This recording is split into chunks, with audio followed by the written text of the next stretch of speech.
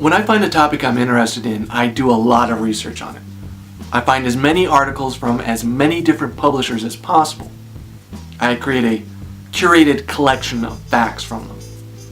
It's what I did for videos like the Flint water problem, the broken window theory, the hot coffee lawsuit, which I will post at some point.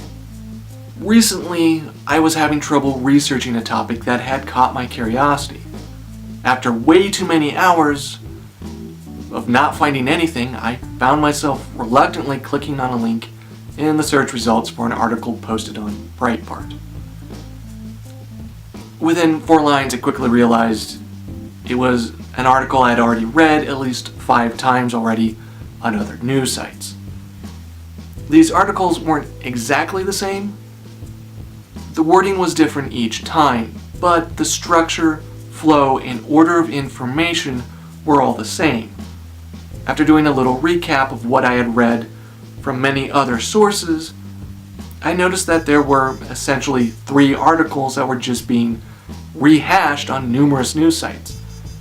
And the information they were sharing was from an interview done by Wired 2 years earlier. Because I discovered this reading an article on Breitbart, reluctantly, of course, it made me consider the issue of fake news.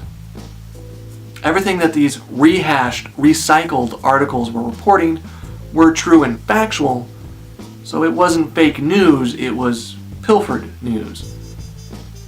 And this isn't anything new.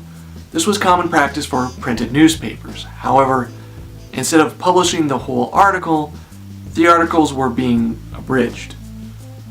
Newspapers are very regional, so the further away the article got from where it was originally published, the less detail was being used. This mostly was to keep costs down because printing is expensive. That is also basically true for radio and TV broadcasts.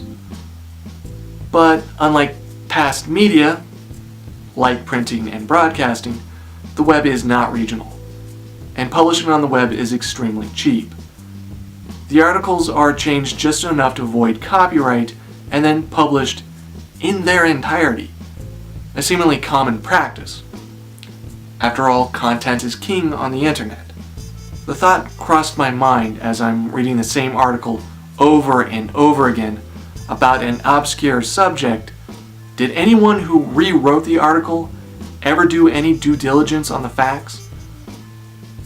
Did they even care if what they republished was true?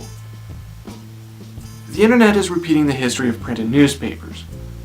There was a time when papers in America were strictly funded by selling advertisements, much like the early internet. That model works well when there's not a lot of competition. As more newspapers became available, the need to catch potential readers' attention drove many newspapers to make up outrageous stories. The more sensationalized, the better. Clearly, we're at that point on the internet. Page views are paramount, and people post anything to get views. And more money from ad servers, including pulling pranks on their kids so horrible that they end up losing custody of them. Much like newspapers did, the internet is moving away from ad-only revenue streams and adopting a subscription business model.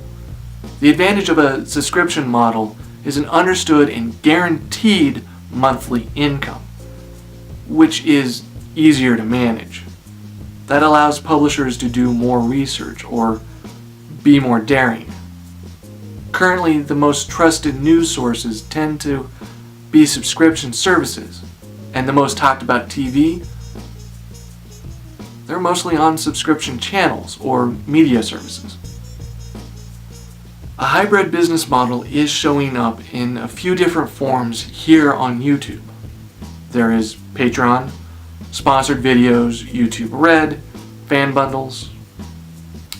I wouldn't be surprised if web-based news sites start doing something similar.